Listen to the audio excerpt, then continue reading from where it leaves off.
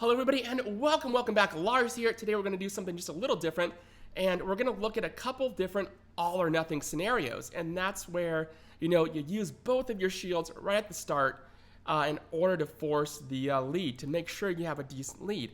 And Victory Bell is really good at that. Unfortunately, a lot of times it doesn't end too well. So we start off with the Bastiodon, throws that Stone Edge against Lantern to get its HP nice and low. Opponent brings out Frostless. We are sticking, of course, we got Victory Bell, and we are absolutely going to maintain the lead.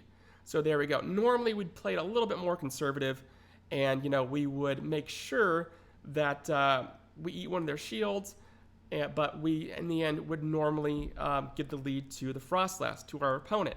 Well, in this case, you want to go ahead, you want to stick it out, because they do have a Charizard in the back. Now, I know it's super early. The first week is very, very tough to decide what's going on because people are using teams all over the board. But you really, really have to have a good handle. Go with your gut and decide really, should I go all in? Should I use both of my shields to get that lead, to maintain that lead? Or, should I kind of pull back, draw back, save those shields, and then cash them in at the very end of the battle? And a lot of times it's better to do, the latter. But sometimes you got to go with the former, and this was one of those cases. So here we go. All right, so there's that, and that was a win. And then let's go ahead and let's hop on over to the next one. Now this one gets cut off just a little bit, but you'll see the basic gist of it. Horrible lead. We go ahead, we switch to Victory Bell. They are bringing in a Shadow, right? A Shadow Galvantula. Now we cannot beat a normal one, but a Shadow Galvantula, we can beat it with two shields. So we're going to throw this Leaf Tornado. Doesn't matter if it breaks their attack or not. The sole purpose to throw it is to make sure that they shield, because we want to eat up one of their shields. If we're going to eat up two, it's going to at least take down one on their side. So there we go. There's a lunge. There it is. We say goodbye to their Galvantula. We now have the lead. The lead is secured, and we got to see what they're bringing in. So we have Medicham to fight their Dunsparce, no problem. What we're going to do here, luckily our opponent doesn't shield because our attack has been broken twice. So there we go. We get the attack break. They opt not to shield, and now our Carbink just has to come in. They quick switch to Dunsparce. We bring our Medicham in. At this point, it's over. Like I said, my wife called. The video got messed up, but they eventually did quit probably 10 seconds later. So here we go. We quick switch when as soon as we see that Steelix, it's never a good sign, so we quick switch immediately to Medicham. They are actually going to stick with Steelix and throw a couple breaking swipes, no problem. Now, this is probably why Power Up Punch, I kind of go back and forth. It is good to have Ice Punch, but it's also good to have Power Up Punch in case you do find yourself against a Steelix.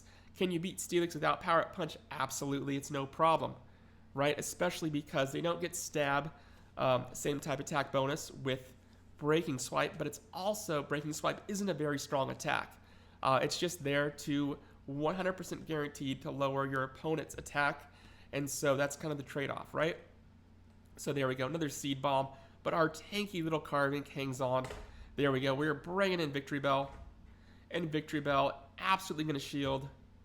There it is. Since we have two shields, you know what that means. We can kill Medicham with two shields.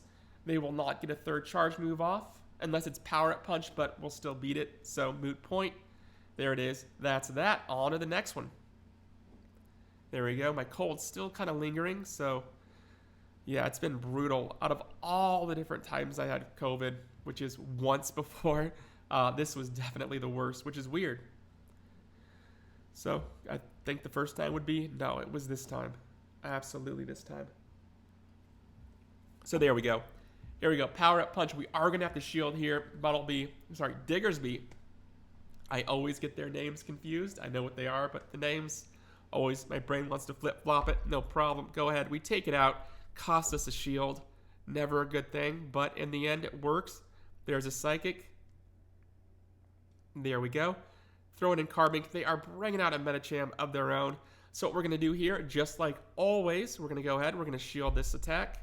It is a Power Up Punch, which means they have Power Up Punch and, well, you'll see in a second, but Psychic. So that's great news for us because we get a few extra moves in, so it's no problem. Carbink just has to do like 3 or 4 more fast moves. 1, 2, 3, 4, and that's that. And now it's just a matter of, using our fast attack here fast attack against this Mantine. They know it's over, and that's that.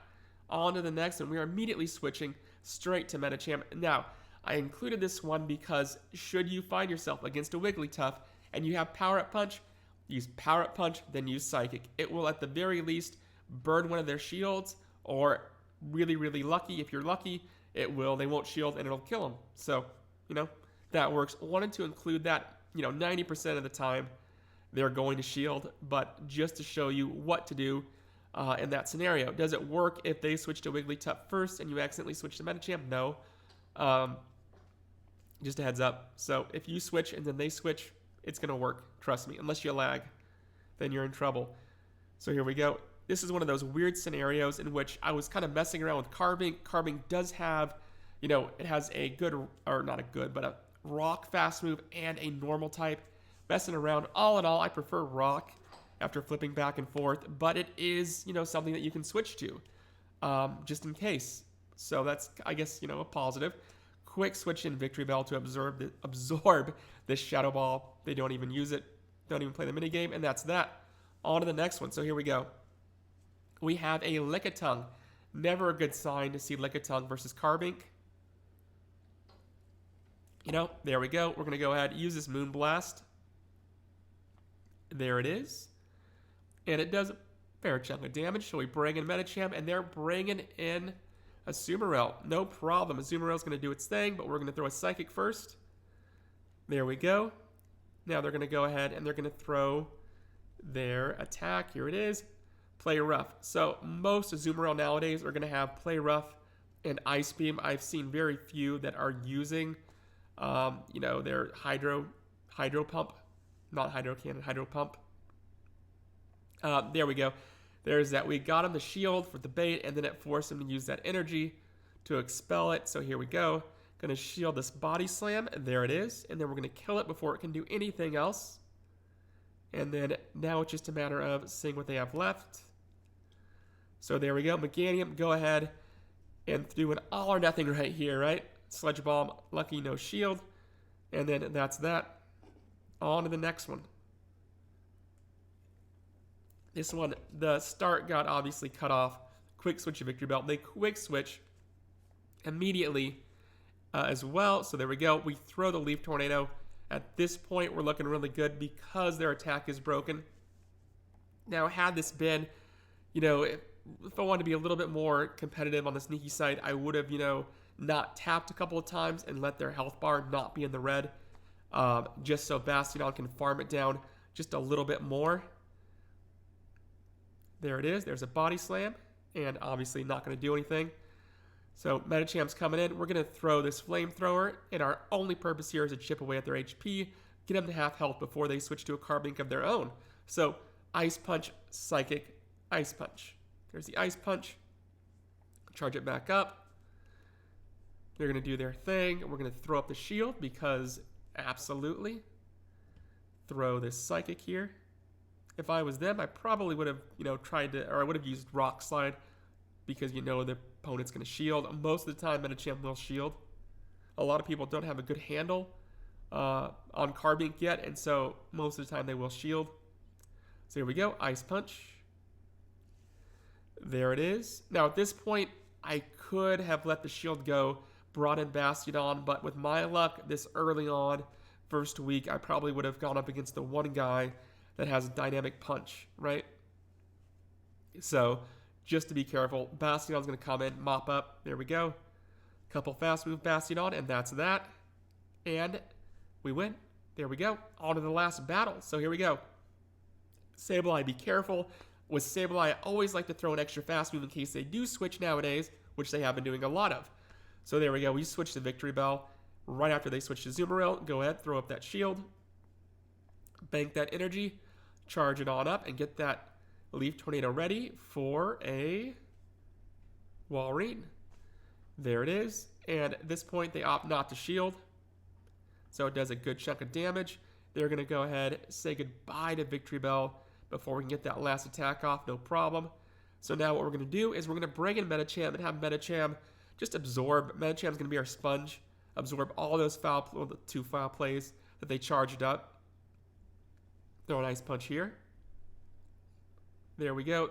It was weird that they didn't shield at this point. I think they pretty much were done. It was over. And there we go. Here comes another foul play. They might just be, doing whatever. But yep, that's it. That's a wrap. And I want to thank y'all for watching.